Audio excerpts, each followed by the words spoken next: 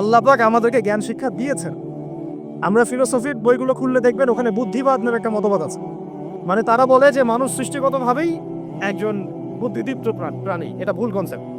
সৃষ্টিগতভাবে আমাদের মধ্যে জ্ঞান ছিল না, আল্লাহ পাক আমাদেরকে জ্ঞান শিক্ষা দিয়েছেন।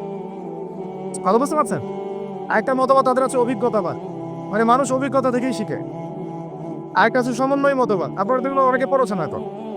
এর বাইরে যে একটা মতবাদ আছে যে আল্লাহ পক্ষ থেকে ওহী ভিত্তিক মানুষ জ্ঞান শিখে, এই মতবাদ কোনো দার্শনিকের বইয়ে স্থান পেল না।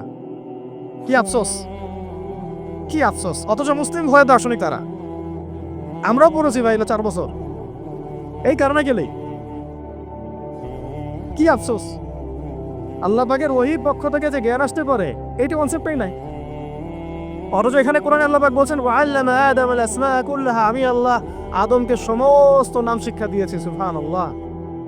এরপরে এই যে জ্ঞান আদম আলাইহিস সালামকে আল্লাহ পাক শিক্ষা দিলেন, এর ফলশ্রুতিতেই আল্লাহ পাক বললেন যে ওয়াইজ কুল্লা লিল মালাইকা উসজুদু লি আদম, হে ফেরেশতারা তোমরা এখন আদমকে সিজদা করো।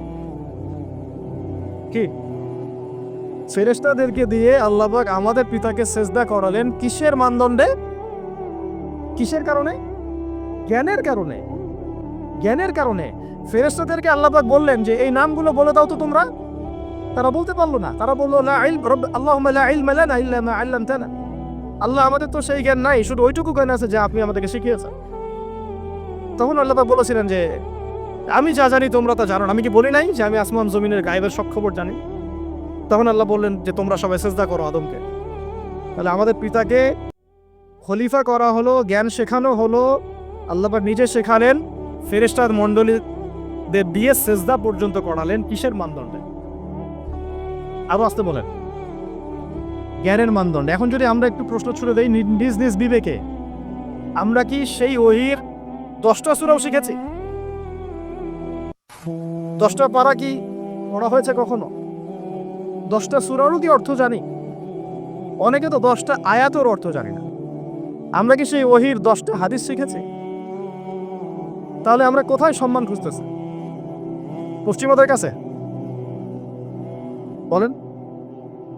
সত্যি সবচেয়ে আফসোস লাগে আমার একটা জিনিস, যে মুসলিমরা আমরা এখন আমাদের আত্মপরিচয় বলে যাচ্ছি, আর আল্লাহ পাক আমাদেরকে যেখানে সম্মান রেখেছেন ওইখানে সম্মান না খুঁজে আমরা অন্যের দাসত্বের সম্মান খুঁজতেছি। আল্লাহ আমাদেরকে বোঝার তৌফিক দান করে। এটা অজ্ঞতার কারণে হচ্ছে। আমাদের কাজ তাদেরকে সচেতন করা বা তাদেরকে মেসেজ পৌঁছে দেয়া। আমরা উগ্র পন্থা অবলম্বন করব না। আমরা হিকমার সাথে প্রজ্ঞার সাথে মানুষকে বোঝানোর চেষ্টা করব। এগুলো বোঝানোর অংশ। এখন আচ্ছা আরেকটা কথা আপনাদেরকে বলি, একটা কথা আমি মাঝখানে মিস হয়ে গেছে।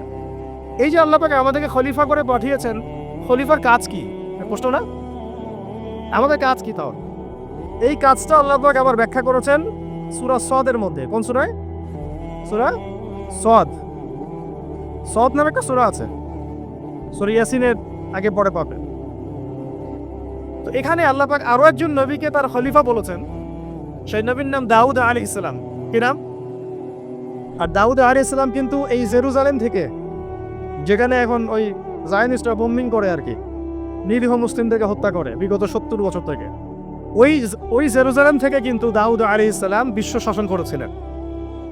তার পরবর্তীতে তার সন্তান সুলাইমান আলাইহিস সালামও কিন্তু ওখান থেকেই বিশ্ব শাসন করেছিলেন।